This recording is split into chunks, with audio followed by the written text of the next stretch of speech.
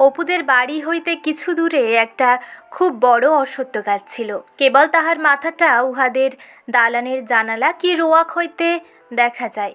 অপু মাঝে মাঝে সেই দিকে চাহিয়া চাহিয়া দেখিত।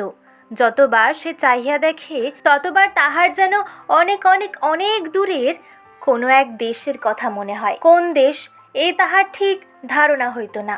কোথায় যেন কোথাকার দেশ। মার মুখে ওই সব দেশের রাজপুত্রদের কথাই সে শোনে।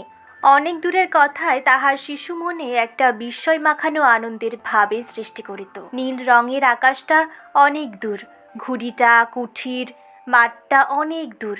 সে বুঝাইতে পারিত না, বলিতে পারিত না কাহাকেও, কিন্তু এসব কথায় তাহার মন যেন কোথায় উড়িয়া চলিয়া যাইত।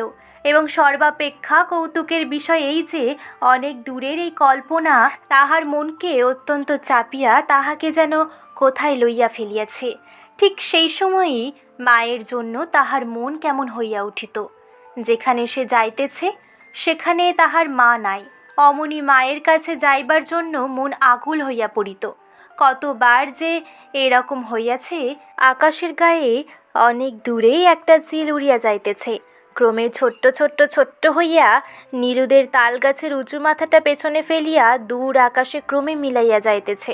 চাহিয়া দেখিতে দেখিতে যেমন উড়ন্ত চিলটা দৃষ্টিপথের বাহির হইয়া যাইত, অমনি সে চোখ নামাইয়া লইয়া বাহির বাটি হইতে এক দৌড়ে রান্নাঘরের দাওয়ায় উঠিয়া গৃহ কার্যরত মাকে জড়াইয়া ধরিত। মা বলিত, দেখো দেখো ছেলের কাণ্ড দেখো, ছাড় ছাড়, দেখছিস শকরি হাতে, ছাড়ো মানিক আমার, সোনা আমার, তোমার জন্য এই দেখো চিংড়ি মাছ ভাজছি। তুমি যে চিংড়ি মাছ ভালোবাসো, হ্যাঁ দুষ্টুমি করে না, ছাড়ো। আহারাদির পর দুপুরবেলা তাহার মা কখনো কখনো জানালার ধারে আঁচল পাতিয়া শুইয়া ছেঁড়া কাশিদাসী মহাভারতখানা সুর করিয়া পড়িত। বাড়ির ধারে নারকেল গাছটাতে শঙ্খচিল ডাকিত। অপুর নিকটে বসিয়া হাতের লেখা ক খ লিখিতে লিখিতে এক মনে মায়ের মুখের মহাভারত পড়া শুনিত। দুর্গাকে তাহার মা বলিত, একটা পান সেজে দে তো দুর্গা। অপু বলিত, মা সেই ঘুঁটে কুড়োনো গল্পটা। তাহার মা বলে, ঘুঁটে কুড়োনোর কোন গল্প বলতো? ও সেই হরিহরের, সে তো অন্নদামঙ্গলে আছে, এতে তো নেই। পরে পান মুখে দিয়ে সুর করিয়া পড়িতে থাকিত। রাজা বলে, শুনো শুনো মুনির নন্দন, কহিব অপূর্ব কথা না যাই বর্ণন। সোমদত্ত নামে রাজা সিন্ধু দেশে ঘর, দেবদ্বিজে হিংসা সদা অতি। অপু অমনি মায়ের মুখের কাছে হাতখানি পাতিয়া বলিত, আমায় একটু পান। মা চিবনো পান নিজের মুখ হইতে ছেলের প্রসারিত হাতের উপর রাখিয়া বলিত, বড্ড তেতো, এই ক্ষয়েরগুলো দোষ। রোজ হাটে বারণ করি, ও ক্ষয়ের যেন আনে না। তবুও জানালার বাহিরে বাঁশবনের দুপুরে রৌদ্রমাখানো শ্যাওড়া ঘেটু বনের দিকে চাহিয়া চাহিয়া মহাভারতের, বিশেষত কুরুক্ষেত্রে যুদ্ধের কথা শুনিতে শুনিতে সে তন্ময় হইয়া যায়। মহাভারতের সমস্ত চরিত্রের মধ্যে কর্ণের চরিত্র বড় ভালো লাগে তাহার কাছে। ইহার কারণ কর্ণের ওপর তাহার কেমন একটা মমতা হয়। রথের চাকা মাটিতে পুঁতিয়া গিয়াছে, দুই হাতে প্রাণপণে সেই চাকা মাটি হইতে টানিয়া তুলিবার চেষ্টা করিতেছেন। সেই নিরস্ত্র অসহায় বিপন্ন কর্ণের অনুরোধ মিনতি উপেক্ষা করিয়া অর্জুন তীর ছুঁড়িয়া তাহাকে মারিয়া ফেলিলেন। মায়ের মুখে এই অংশ শুনিতে শুনিতে দুঃখে অপুর শিশু হৃদয় পূর্ণ হইয়া উঠিত। চোখের জল বাগ মানিত না। চোখ ছাপাইয়া তাহার নরম তুলতুলে গাল বাহিয়া গড়াইয়া পড়িত। সঙ্গে সঙ্গে মানুষের দুঃখে চোখের জল পড়ার যে আনন্দ, তাহা তাহার মনোরাজ্যের নব অনুভূতির সজীবত্ব লইয়া পরিচিত হইতে লাগিল।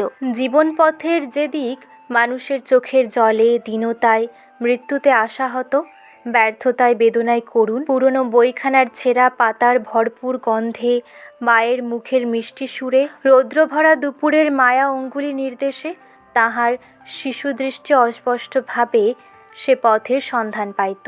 বেলা পড়িলে মা গৃহকার্যে উঠিয়া গেলে সে বাহিরে আসিয়া রোয়াকে দাঁড়াইয়া দূরের সে অশ্বত্থ গাছটার দিকে এক এক দিন চাহিয়া দেখে। হয়তো কড়া চৈত্র বৈশাখের রৌদ্রে গাছটার মাথা ধোয়া ধোয়া অস্পষ্ট, নয়তো বৈকালের অবসন্ন রাঙা রোদ অলসভাবে গাছটার মাথায় জড়াইয়া আছে। সকালের চেয়ে ওই বৈকালের রাঙা রোদ মাখানো গাছটার দিকে চাহিয়াই তাহার মন কেমন করিত।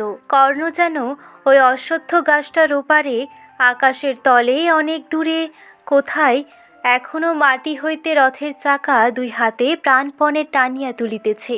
রোজই তোলে, রোজই তোলে মহাবীর, কিন্তু চিরদিনের কৃপার পাত্র কর্ণ। বিজয়ী বীর অর্জুন নহে, যে রাজ্য পাইল, মান পাইল, রথের ওপর হইতে বাণ ছুড়িয়া বিপন্ন শত্রুকে নাশ করিল। বিজয়ী কর্ণ, যে মানুষের চিরকালের চোখের জলে জাগিয়া রহিল, মানুষের বেদনার অনুভূতিতে সচর হইয়া বিরাজ করিল সে।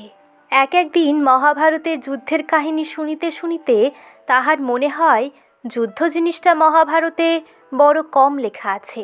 ইহার অভাব পূর্ণ করিবার জন্য এবং আশ মিটাইয়া যুদ্ধ জিনিসটা উপভোগ করিবার জন্য সে এক উপায় বাহির করিয়াছে।